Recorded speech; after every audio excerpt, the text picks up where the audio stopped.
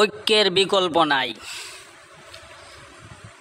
দেখুন, এই ভিডিওতে একটা জিনিস শিকার আছে, নিজের বংশের সাথে, নিজের গোষ্ঠীর সাথে, নিজের জাতীয় ভাইয়ের সাথে কখনো শত্রুতামি তৈরি করবেন না, ঐক্য করে তুলুন। দেখেন আজকে এই বিপদে, ওই যে দেখেন মহিষটাকে হিংস্র প্রাণীরা আক্রমণ করতেছে, তার বিপদে কেউ আগে আসতেছে না। কোনো গরু না, কোনো ছাগল না, কোনো হরিণ না, কোনো বন্য প্রাণী এগিয়ে আসতেছে না। এই দেখেন আরেকটা আসছে আঘাত করার জন্য।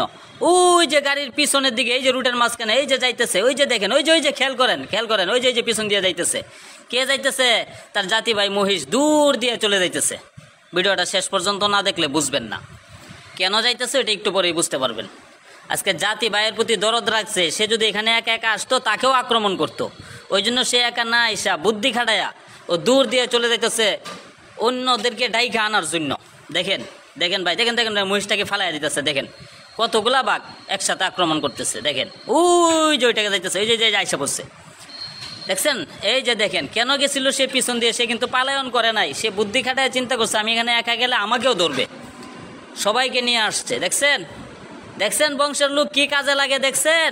দেখেন ওই যে চোখটা মেলায় দেখেন কি কাজে লাগে বংশের লোক। ওরে ভাই, উঠতে বইতে ভাইয়া ঝগড়া হয়, চাচা ভাতি যাওয়া ঝগড়া হয়। এই ঝগড়ার কারণে বংশের বিরোধিতা করেন না ভাই, বংশের বিরোধিতা করেন না।